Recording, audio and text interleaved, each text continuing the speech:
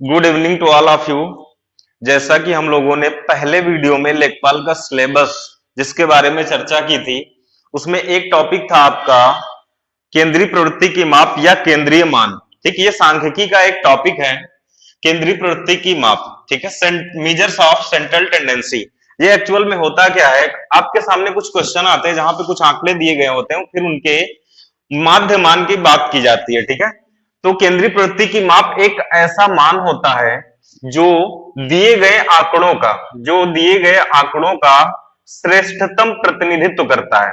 वह मान जो दिए गए आंकड़ों का श्रेष्ठतम प्रतिनिधित्व करता है वही केंद्रीय मान होता है। ठीक है, इसकी डेफिनेशन मैटर नहीं करती। ठीक है, अब केंद्रीय प्रवृत्ति की जो माप होती है अर्थात जो केंद्रीय मान होता है वो ज्ञात कैसे किया जाता है, तो ये दो प्रकार से ज्ञात किया जाता है।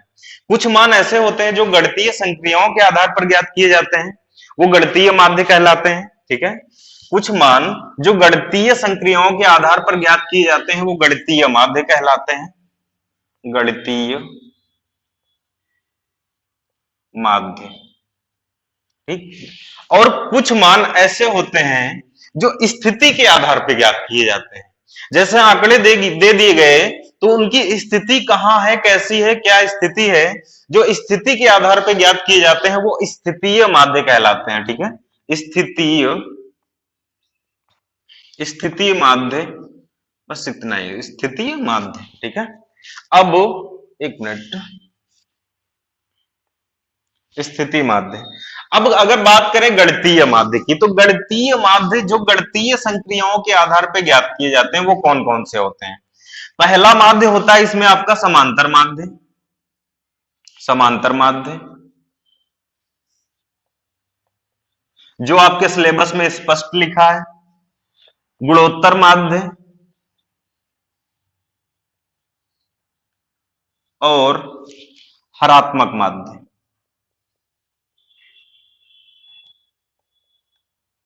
हरात्मक माध्य मतलब जो गणितीय संक्रियाओं के आधार पर मान ज्ञात किए जाते हैं वो गणितीय माध्य कहलाते हैं। गणितीय माध्य के तीन पार्ट होते हैं, पहला समांतर माध्य, दूसरा गुणोत्तर माध्य, तीसरा हरात्मक माध्य। ठीक है, स्थिति माध्य की अगर बात करें तो ये जो सिचुएशन पे डिपेंड होते हैं, अर्थात इनकी स्थिति क्या है आंकड़ों में, ठीक है, जितने दिए गए हैं, तो ये कौन कौन से होते हैं, इनके दो टाइप होते हैं। एक होता है आपका माध्यिका और दूसरा होता है आपका बहुलक। तो आपने जब सिलेबस की चर्चा की थी तो सिलेबस में देखा था कि आपको समांतर माध्य दिया गया था, माध्यिका दी गई थी और बहुलक दिया गया था। माध्यिका को हम एक नाम और मध्यांक या इंग्लिश में मीडियन के नाम से जानते हैं, मीडियन के नाम से जानते हैं। बहुलक को मोड के नाम से जानते हैं और समांतर माध्य को अरिथमेटिक मीन या ओनली मीन के नाम से जाना जाता है। ठीक है, तो आपको पढ़ना यहां पे समांतर माध्य, माध्यिका और बहुलक है। ठीक है, गुणोत्तर माध्य, ज्योमेट्रिक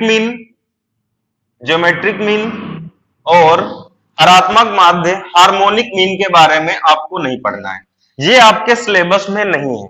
ठीक है, अब समांतर माध्य क्या होता है, समांतर माध्य यहां पे थोड़ी सी चर्चा कर लेंगे, फिर समांतर माध्य टॉपिक पढ़ेंगे। ठीक है, समांतर माध्य क्या होता है, कुछ आंकड़े होते हैं, उनका अगर माध्य ज्ञात करना है तो उन आंकड़ों का जब योग निकाला जाता है, औसत निकाला जाता है, समांतर माध्य के थ्रू क्या निकाला जाता है, औसत निकाला जाता है। औसत क्या होता है, कुल आंकड़ों का योग बटे आंकड़ों की कुल संख्या, ये होता है आपका समांतर माध्य, अर्थात ये औसत निकालने का एक तरीका होता है। अच्छा, जान लेते हैं गुणोत्तर माध्य क्या होता है।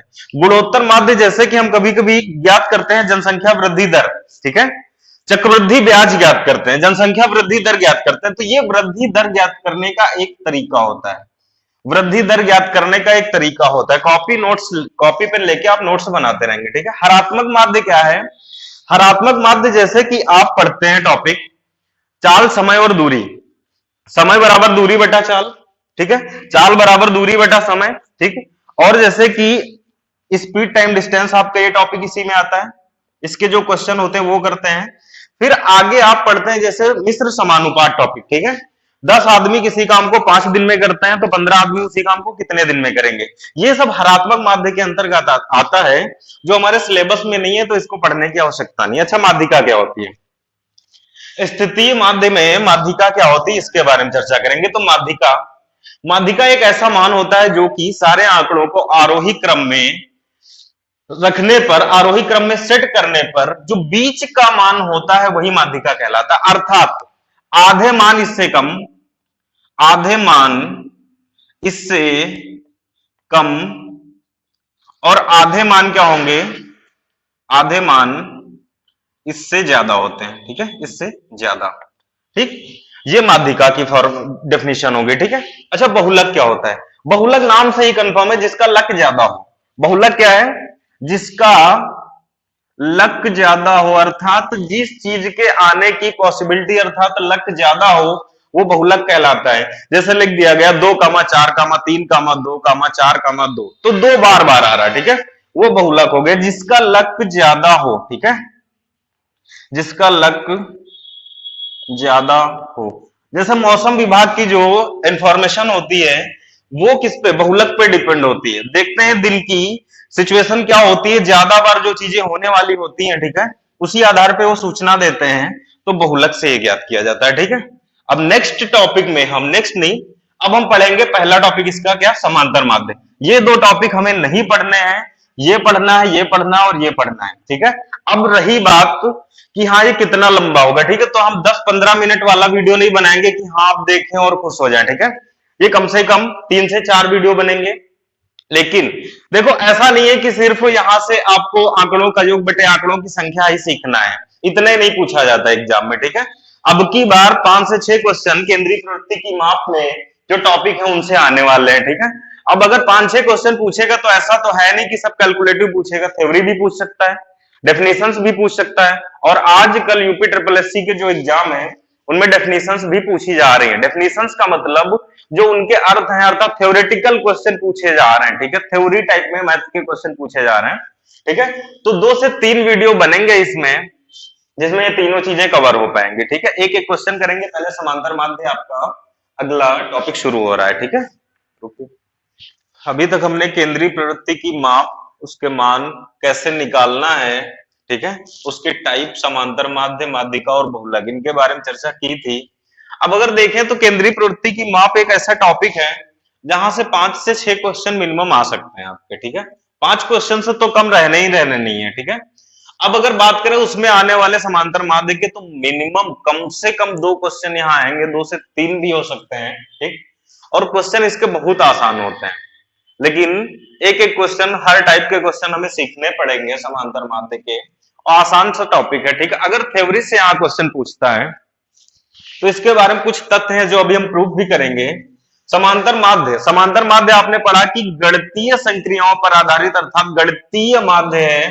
ठीक है, यह केंद्रीय प्रवृत्ति का गणितीय माध्य है। पहला पॉइंट आपको मिल गया। ठीक है, यह केंद्रीय प्रवृत्ति का गणितीय माध्य है। समांतर माध्य का प्रयोग इसलिए किया जाता है औसत ज्ञात करने के लिए। समांतर माध्य का प्रयोग औसत ज्ञात करने के लिए किया जाता है। ये 2 चीजें तो आपको समझ आ रही हैं। ठीक है, सारे आंकड़ों का योग बटे आंकड़ों की संख्या। ठीक है, क्या हो गया आपका, औसत हो गया। अब देखो अगला, समांतर माध्य से ज्ञात किए गए पद विचलनों का योग हमेशा शून्य होगा और हमेशा शून्य होगा। ठीक है, कभी भी कुछ और मान, शून्य से इतर मान कभी भी नहीं आ सकता। ये क्या है, ये अभी आगे हम आपको प्रूफ बताएंगे। एक क्वेश्चन उठाएंगे, वहीं पे ये चीज आपको प्रूफ कर देंगे। आप इसे नोट करके रखेंगे, अभी समझाएंगे क्या चीज है, तुरंत आ जाएगा समझ, बहुत आसान चीज है। अब देखो, समांतर माध्य से ज्ञात किए गए पद विचलनों के योग की बात हो रही थी। अब समांतर माध्य से ज्ञात किए गए पद विचलनों के वर्गों का योग हमेशा न्यूनतम होगा। ठीक है, हमेशा न्यूनतम होगा। अब किससे न्यूनतम होगा, अन्य विचलनों से। अन्य विचलन कौन से होंगे, जैसे कि हम माध्यिका से विचलन ज्ञात करें और उनका वर्ग लें, तो उनसे हमेशा समांतर माध्य से आए हुए विचलनों का योग हमेशा उनसे कम होगा। ठीक है, हमेशा न्यूनतम होगा। यह भी क्वेश्चन आपका सीधे पूछा जा सकता है। समांतर माध्य चरम मूल्यों से अत्यधिक प्रभावित होता है। अब ये चरम मूल्य क्या है, चरम मूल्य मतलब सबसे छोटा मूल्य और सबसे बड़ा मूल्य। जैसे 2, 4, 6, 8, 10। तो 2 और 10 ये क्या है? चरम मूल्य। जो सबसे छोटा और सबसे बड़ा मूल्य चरम मूल्य होते हैं, ठीक है। और जो केंद्रीय प्रवृत्ति का जो मान होता है 2 और 10 के बीच में ही होगा हमेशा, सॉरी 2 और 10 के बीच में ही होगा। जैसे यहां देखें तो 6 है, 2 और सारे मान, ये जो 6 है ये केंद्रीय प्रवृत्ति का एक ऐसा मान होता है जिसके चारों तरफ इसके सारे आंकड़े इर्द गिर्द इसी के घूमते रहते हैं, ठीक है। आगे बात करें, समांतर माध्य केंद्रीय प्रवृत्ति की आदर्श माप है। डीएलएड का पूछा हुआ क्वेश्चन है कि कहां से हम केंद्रीय प्रवृत्ति का एकदम एग्जैक्ट अगर माप निकालना चाहें, एग्जैक्ट आंकड़ा निकालना चाहें, तो हमें कौन से माध्य का प्रयोग करना पड़ेगा? माध्यिका का, बहुलक का, या समांतर माध्य का, ठीक है। तो समांतर माध्य एक ऐसा माध्य है जो एक आदर्श मान या आदर्श उत्तर दे सकता है। बाकी स्थितीय माध्य जो होते हैं उनसे आपको एकदम कंफर्म उत्तर नहीं मिल सकता, ठीक है।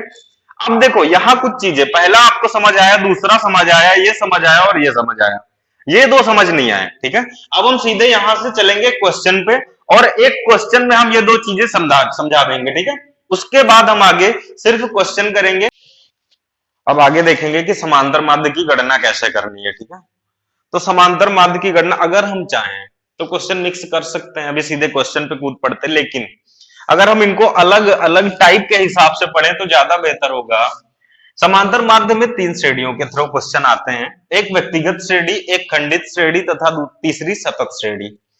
अब व्यक्तिगत श्रेणी वह श्रेणी होती है जिसमें कुछ व्यक्तियों के आंकड़े अलग अलग दिए गए होते हैं, सबके आंकड़े अलग अलग दिए गए होते हैं।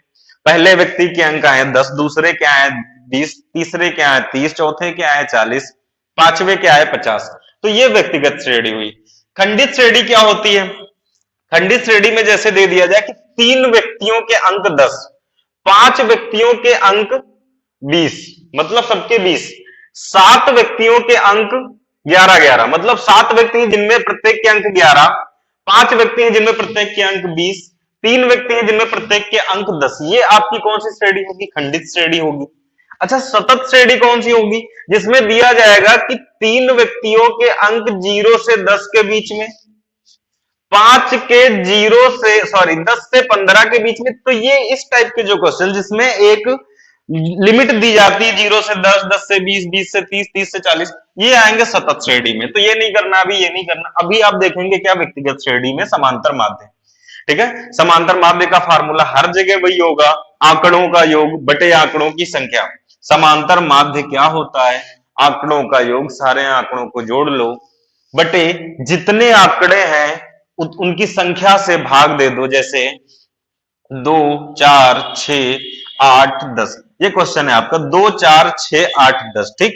अब इनका योग करेंगे तो कितना आएगा? 10, 8, 18, 18, 6, 24, 24 और 6 कितना 30, 30 बटे आंकड़े कितने हैं 5। आंकड़ों का योग किया 30 आया, आंकड़े हैं टोटल कितने 1, 2, 3, 4, 5, तो 5, 5 छक्के कितना है 30, कितना 5 छक्के 30, ठीक है। तो ये क्या होगा? आपका समांतर माध्य। देखो बीच में है समांतर माध्य, ठीक। तो ये देखो गणितीय संक्रिया के आधार पे आया कि नहीं आया, ठीक। तो समांतर माध्य का फार्मूला होता है आंकड़ों का योग बटे आंकड़ों की संख्या। अब देखो इसको कैसे लिखा मिलेगा आपको किताबों में। आप समांतर माध्य को कहा जाता है एक्स बार।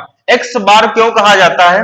क्योंकि जो आंकड़े होते हैं वो एक्स के रूप में प्रदर्शित किए जाते हैं। जैसे कि पहला आंकड़ा है आपका x1, x2, x3, x4, x5 बटा आंकड़ों की संख्या क्या है n, ठीक है, ये n होती है। तो जो समांतर माध्य आता है वो x बार होता है और आंकड़ों का योग जो होता है वो सिग्मा x, मतलब x के जितने भी मान है उन सबका योग बटा n, अर्थात आंकड़ों की संख्या। ये समांतर माध्य का आपका फार्मूला बनेगा, ठीक। अब करेंगे इस पे क्वेश्चन। पहला क्वेश्चन है आपका समांतर माध्य का, ठीक है। एक कक्षा के 5 विद्यार्थियों के अंक 12, 10, 14, 24 तथा 20 हैं। मतलब पहले विद्यार्थी के अंक x1 12, दूसरे के x2 10, तीसरे विद्यार्थी के अंक 14, चौथे के 24 और पांचवें विद्यार्थी के अंक कितने हैं 20। तो समांतर माध्य ज्ञात करो। तो भैया समांतर माध्य तो आप जानते हैं आंकड़ों का योग बटे आंकड़ों की संख्या। आंकड़ों का अगर आप योग करेंगे 20, 20, 40, 44 जोड़ेंगे, इनका योग कितना आएगा?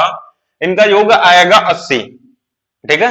80 में अगर आंकड़ों का योग आ गया, 80 बटे आंकड़ों की संख्या से भाग दे देंगे, औसत आ जाएगा। लेकिन अभी पिछले जब हमने समांतर माध्य के डेफिनेशन के बाद कुछ तथ्य बताए थे, उनमें जो विचलन की बात आई थी उसको भी यही प्रूफ कर लेते हैं। तो इसको करने का तरीका थोड़ा बदलते हैं, ठीक है। सीरियल नंबर क्या है, पहला विद्यार्थी, दूसरा, तीसरा, चौथा, पांचवा, ठीक है। इनके मार्क्स कितने थे, पहले के मार्क्स हैं 12, 10, 14, ठीक है, 24 और कितने 20, ठीक, ये इनके मार्क्स हो गए। तो विद्यार्थियों की संख्या टोटल अगर आप देखेंगे तो विद्यार्थियों की संख्या कितनी है, नंबर ऑफ स्टूडेंट कितने हैं, 5, ठीक है। अब इनके मार्क्स टोटल कितने हैं, अगर आप यहां से टोटल निकालेंगे तो ये योग आएगा 80, ठीक है। तो आपने पढ़ा क्या कि समांतर माध्य क्या होता है भैया, एक्स बार। समांतर माध्य होता है आंकड़ों का योग सिग्मा एक्स, देखो ये क्या है, ये एक्स, ठीक है। तो सिग्मा एक्स आंकड़ों का योग बटे ये आंकड़ों की संख्या। तो आंकड़ों का योग कितना है 80 बटे आंकड़ों की संख्या कितनी है 5, ठीक है। तो ये कितना आएगा 16, अर्थात तो नीचे आ रहा है समांतर माध्य कितना होगा 16, नीचे का दिख रहा है, समांतर माध्य होगा 16, ठीक है। अब देखो वहां हमने कुछ चीजें और पढ़ी थी, यहां तक की कहानी तो वही बेसिक सी है, आंकड़ों का योग बटे आंकड़ों की संख्या, अर्थात समांतर माध्य क्या होगा, आंकड़ों का योग बटे संख्या। योग कितना है आपका 80 और संख्या कितनी है 5, तो समांतर माध्य आ गया आपका 16। अब देखो अगला क्वेश्चन था कि समांतर माध्य, सॉरी अगला तथ्य वहां था कि समांतर माध्य से ज्ञात किए गए विचलनों का योग हमेशा शून्य होता है। ये चीज करके देखते हैं कि ये विचलन क्या है, ठीक है। विचलन होता है डेविएशन, ठीक है, विचलन होगा डेविएशन, विचलन, ठीक है, विचलन।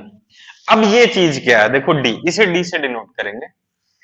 ये विचलन होता क्या है, विचलन ये चीज है, देखो एक्स बार, ये क्या है एक्स बार, जो समांतर माध्य आया, हर आंकड़े से आप समांतर माध्य को घटा दो, अर्थात समांतर माध्य से इन आंकड़ों की दूरी कितनी है ये देखना है, यही क्या कहलाएगा आपका विचलन।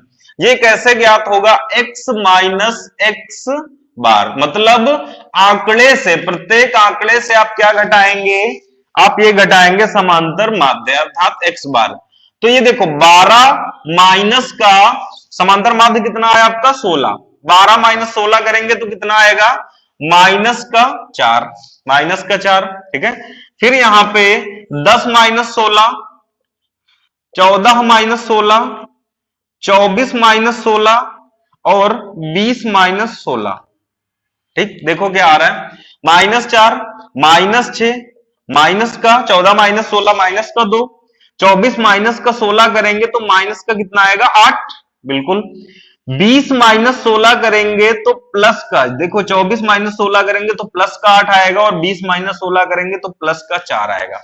अब देखो हमने वहां क्या लिखा था, समांतर माध्य से ज्ञात किए गए विचलनों का योग हमेशा शून्य होता है। आप यहां देखो भैया जोड़ो, माइनस का 4 माइनस का 6 कितना हो गया माइनस का 10 और माइनस का 12, योग करते हैं, योग है माइनस का 12, योग कर रहे हैं माइनस का 12 और 8 4 प्लस का 12, कट गया कि नहीं कट गया, योग कितना आया 0, अर्थात प्रूफ हो गया समांतर माध्य से ज्ञात किए गए विचलनों का योग हमेशा क्या होगा शून्य होगा। इसके आगे आपने एक तथ्य और पढ़ा कि समांतर माध्य से ज्ञात किए गए विचलनों के वर्गों का योग हमेशा हमेशा न्यूनतम होगा, किससे, अन्य विचलनों के योग से। देखो ये कहानी क्या होगी, समांतर माध्य से ज्ञात किए गए विचलनों के वर्गों का योग, वर्गों का योग लेते हैं, देखो कितना आएगा, वर्ग कितने हैं 4 चौके 16, देखो ये क्या है समांतर माध्य का विचलन कितना आया इससे 4, 4 चौके 16,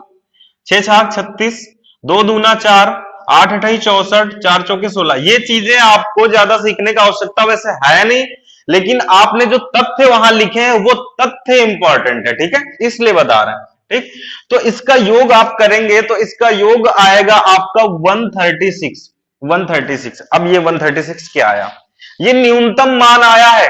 कौन सा न्यूनतम मान, अगर आप यही विचलन आप माध्यिका से, यही विचलन आप समांतर माध्य से ना निकाले होते, आप माध्यिका से अगर निकाले होते तो फिर यहां का मान बड़ा आता इससे। अर्थात जब आप समांतर माध्य से विचलन निकालेंगे और उसके बाद उन विचलन का वर्ग करेंगे तो यहां जो मान आएगा ये हमेशा क्या होगा, हमेशा न्यूनतम होगा, हमेशा न्यूनतम। इसके बाद सिर्फ छोटे छोटे क्वेश्चन करेंगे, ठीक है, बस यहां पे हम बता रहे हैं। और अगर आपसे विचलन भी पूछ ले तो आप फटाक से जवाब देंगे। अब देखो ये छोटा कैसे होगा ये भी बता देते हैं। चलो एक माध्यिका से हम माध्य निकालते हैं, विचलन निकालते हैं, ठीक है। माध्यिका कितनी है, 12, 10, 14, 24 और 20।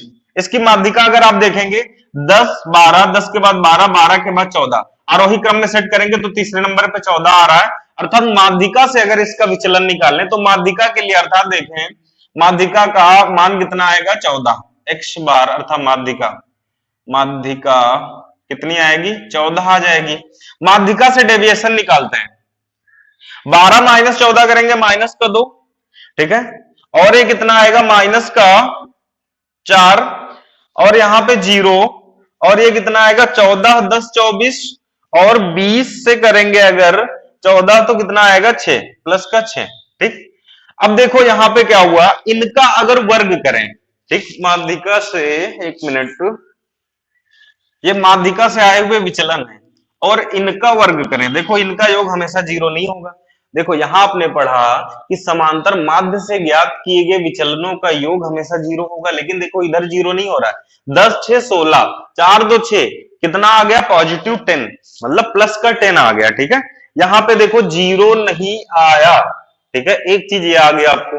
अब अगर देखो माध्यिका से जो हमने ज्ञात किया है, माध्यिका से अगर हम देखें डेविएशन, माध्यिका से डेविएशन का वर्ग देखें, ठीक है, तो कितना आएगा 2 दूना 4, 4 चौके 16 और 0 ये 100 प्लस 6 छाक 36, ठीक है, 6 छाक 36।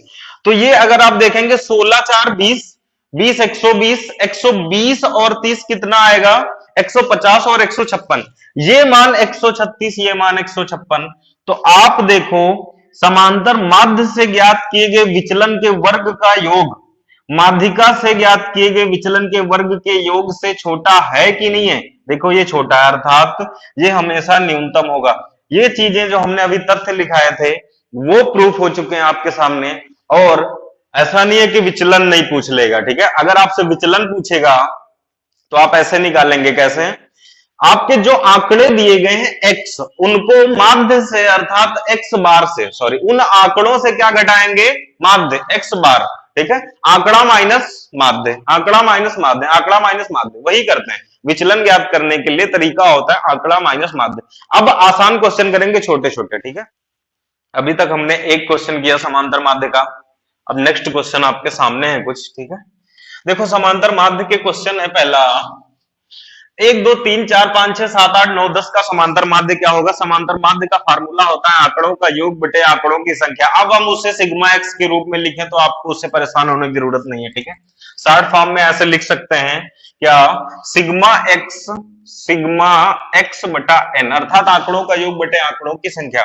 तो यहाँ पे आप आंकड़े देखेंगे कितने, 1, 2, 3, 4, 5, 6, 7, 8, 9, 10 आंकड़े हैं कितने, 10 आंकड़े कितने हैं, 10 आंकड़ों का योग अगर ज्ञात करेंगे, आंकड़ों का योग अर्थात सिग्मा एक्स, तो सिग्मा एक्स कितना होगा 10, 9, 8, 7, 6, 5, 4, 3, 2, 1, अर्थात ये सब क्या है, एक प्राकृतिक संख्याएं हैं प्रारंभ की, इनका योग देखो आप ऐसे ही जोड़ लो अगर नहीं आता है, नहीं तो एक फार्मूला होता है n+1/2, अर्थात n का मान कितना है 10 गुणे 11 बटा 2, 2 पंचे 10 कितना आया 55, इनका जोड़ करेंगे आप तो कितना आएगा मान 55, आप जोड़ लेंगे, ठीक है, जरूरी नहीं कि ये चीज पता हो, ठीक। अब क्या होगा समांतर माध्य x बार बराबर सिग्मा x आंकड़ों का योग बटे आंकड़ों की संख्या। आंकड़ों का योग कितना है 55 बटे आंकड़ों की संख्या कितनी है 10, तो मान आएगा, आप भाग देंगे, नीचे एक 0 है तो 0.1 अंक आगे शिफ्ट हो जाएगा 5.5, ये होगा आपका आंसर, ठीक है। चलो नेक्स्ट क्वेश्चन आपका, 1 से 10 तक की विषम संख्याओं का समांतर माध्य। अब भैया विषम संख्याएं देगा तो वो अपने मन से आपको लिखनी होंगी विषम संख्याएं, तो लिखो 1 से 10 तक की विषम संख्याएं कौन कौन सी होंगी, एक होगा विषम 3, 5, 7 और 9 ये विषम संख्याएं हैं। औसत बताना है, सॉरी औसत बताना है, औसत या समांतर माध्य बताना है। तो समांतर माध्य x बार बराबर क्या होगा, 1 + 3 + 5 + 7 + 9 आंकड़ों का योग कर दिया, सिग्मा x हो गया बटा आंकड़ों की संख्या 1 2 3 4 5, कितनी संख्या आंकड़ों की 5, तो हो जाएगा 9 7 कितना 16, 16 5 21, 21 3 कितना 24 1 25, तो ये क्या आएगा 25 और बटा का 5, 5 5 25 कितना आया, समांतर माध्य कितना आ गया 5, x बार बराबर कितना आया 5। ठीक है, अगर यहां पूछा जाए इनके विचलनों का योग कितना होगा, तो अभी हम प्रूफ करके आए कि विचलनों का योग क्या होगा, सिग्मा डी, विचलनों का योग 0 होगा। ठीक है, हमेशा 0 होगा, मैंने पहले ही लिखा दिया। चलो यहां आपको बताओ, 2 5 6 7 और x कितने आंकड़े हैं, 1 2 3 4 और 5 का समांतर माध्य 5 है। अब की दिया गया समांतर माध्य ही दे दिया, समांतर माध्य बराबर दिया गया 5, आंकड़े कितने हैं आपके 2, 5, 6, 7, x, ये इतने आंकड़े हैं, तो x का मान बताना है। आप फार्मूला लगाओ, समांतर माध्य बराबर क्या हो जाएगा, आंकड़ों का योग अर्थात 2 + 5 + 6 + 7 + x बटा कितना हो जाएगा, आंकड़ों की संख्या 1 2 3 4 5, आंकड़े कितने हैं 5। समांतर माध्य, समांतर माध्य आपका दिया गया कितना, अब की बार समांतर माध्य अर्थात x बार का ही मान दे रखा था, कितना 5। ठीक है, इनका योग करो जरा, 5 2 7, 7 6 13 और 13 7 20, 20 + x बटा 5। ठीक है, देखो कैलकुलेशन अगर कहीं गलत हो जाए तो आप अपने हिसाब से देख लेना। ठीक है, जल्दी करना रहता है थोड़ा ताकि वीडियो लंबा ना बने। तो कितना होगा, 5 5 25 बराबर 20 + x, तो x बराबर कितना आया 5, अर्थात x का मान कितना होगा 5। ठीक है, तब ये माध्य कितना आएगा 5। कोई समस्या इतने में। चलो next question, a - 1, a + 5, a + 11, a + 17 का समांतर माध्य 10 है, का समांतर माध्य आपका दिया कितना, का समांतर माध्य 10 दिया है, तो a का मान ज्ञात करो। तो समांतर माध्य अर्थात x बार, मतलब क्या, समांतर माध्य दिया गया आपको, कितना दिया गया 10।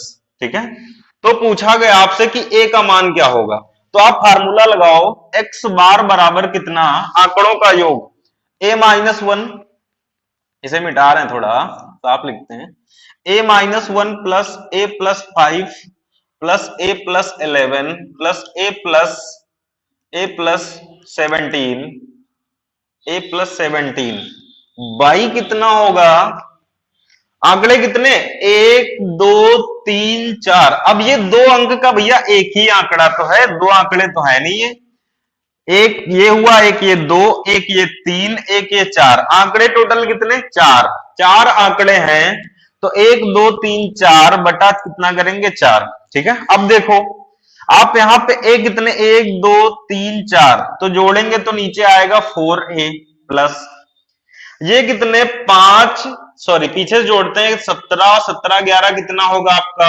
28, 28 5 33, 33 - 1 करेंगे तो कितना आएगा 32 और बटा कितना 4, x बार, x बार का मान कितना है आपका 10। देखो x का मान भी रख दिया कितना 10। तो आगे ये हल करेंगे, हो सकता नीचे ना दिखे इसलिए यही कर रहे हैं। देखो इससे अगर काटेंगे ये कितना हो जाएगा 10 चौके 40। ठीक है, 10 चौके 40 बराबर 4a + 32, तो 4a ये क्या होगा, यहां पे इसी के आगे लिख रहे हैं शायद नीचे दिखे ना, तो 4a बराबर देखो 40 - 32 करेंगे, 40 - 32, तो 4a बराबर कितना आएगा 8, काटेंगे तो a बराबर कितना आएगा, 4a बराबर 8 है, 4 दूना 8, a बराबर कितना आया 2, a बराबर कितना आ गया, a बराबर मान आया 2। ठीक है, देखो जल्दी करना रहता है थोड़ा, इसलिए कैलकुलेशन अगर कहीं फॉल्ट होती तो आप अपने हिसाब से देख लेंगे। ठीक है,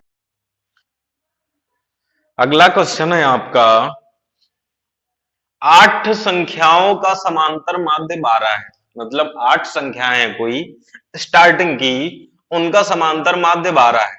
नवी संख्या अपठनीय है, मतलब नवी संख्या नहीं पता है। 8 संख्याएं पता है, उनका समांतर माध्य निकाला गया तो 12 आया। नवी संख्या अपठनीय है और सभी 9 संख्याओं का अगर समांतर माध्य 13 पता हो, नवी संख्या पता नहीं है कितनी है, लेकिन उसको अगर शामिल कर लें तो समांतर माध्य 13 है। अपठनीय संख्या ज्ञात करो। तो ये कैसे आप ज्ञात करेंगे? तो देखो, योग आप ज्ञात कर लो 8 संख्याओं का। भाई समांतर माध्य क्या होता है? मतलब एवरेज हर संख्या 12 12। तो एक संख्या अगर 12, तो 8 संख्याएं कितनी होंगी? 12 8 96। 8 संख्याओं का योग आप निकाल लो, 9 संख्याओं का योग निकाल लो, फिर 9 संख्याओं के योग से 8 संख्याओं का योग हटा दो तो कितना आ जाएगा? नवी संख्या आ जाएगी। ठीक, अब देखो होता क्या है, आंकड़ों का समांतर माध्य बराबर क्या होगा? आंकड़ों का योग। सीधे लिखते हैं आंकड़ों का योग बटे आंकड़ों की संख्या। अब देखो, आपको समांतर माध्य पता, संख्याएं पता, योग बताना है आपको। समांतर माध्य कितना है? 12। ठीक है, योग आपको बताना है और संख्या कितनी है? 8 संख्याएं हैं। तो 8 संख्याओं का योग कितना आ गया? योग आप करेंगे तो 12 गुणे 8 बराबर कितना? 96। 8 संख्याओं, ये क्या आया? 8 संख्याओं का योग। 8 संख्याओं का योग आपका आ गया 96। ठीक है, अब 9 संख्याओं का योग, 9 संख्याओं का योग एकदम सेम करेंगे। देखो, योग बराबर क्या होगा? समांतर माध्य गुणे संख्या। संख्या, ठीक है, आंकड़ों की संख्या। तो समांतर माध्य 9 संख्याओं का कितना है? 13। संख्याएं टोटल कितनी है? 9। 13 9 कितना होगा? 117। ठीक है, 9 संख्याओं का योग हुआ 117। 8 संख्याओं का योग है 96। आप ही सोचो कि भाई 9 संख्याओं का योग है 117, उनमें से 8 का योग है 96, तो नवी संख्या क्या होगी? इन दोनों के अंतर के बराबर होगी।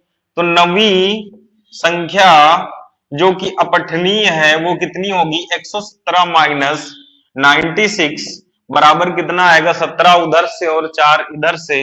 नवी संख्या आपकी क्या होगी? 21। ठीक है, आप योग निकाल लेंगे, फिर क्या होगा? दोनों का अंतर ले लेंगे। भाई इसका योग लिया, इसका योग लिया, फिर दोनों का अंतर लिया, नवी संख्या आ गई। 9 में से 8 का योग घटा दो बस। चलो आगे देखो, क्वेश्चन है आपका 25 विद्यार्थियों का समांतर माध्य 67 है तथा 30 तथा अन्य 30। ठीक है, 25 वो अलग थे उसी कक्षा के, ये अन्य 30 स्टूडेंट हैं जिनका समांतर माध्य है 75। जिनका समांतर माध्य 75 है, तब कक्षा के कुल स्टूडेंट, कुल कितने हैं? पहले के 25 और बाद के 30, कुल कितने हुए? 55 स्टूडेंट का समांतर माध्य क्या होगा? तो आप क्या करेंगे? पहले इनका योग निकाल लेंगे, 25 गुणे 67 आएगा, फिर इनका योग निकालेंगे 30 गुणे 75, फिर क्या होगा? इन दोनों का योग करेंगे बटे टोटल स्टूडेंट की संख्या से भाग करेंगे। टोटल स्टूडेंट की संख्या कितनी आएगी? 55। जो आंसर आएगा उसे आप कमेंट बॉक्स में भेजेंगे। ठीक है, ये आपका होमवर्क है, ये लास्ट क्वेश्चन आपका होमवर्क है, बाकी नेक्स्ट क्वेश्चन कल करेंगे। ठीक है।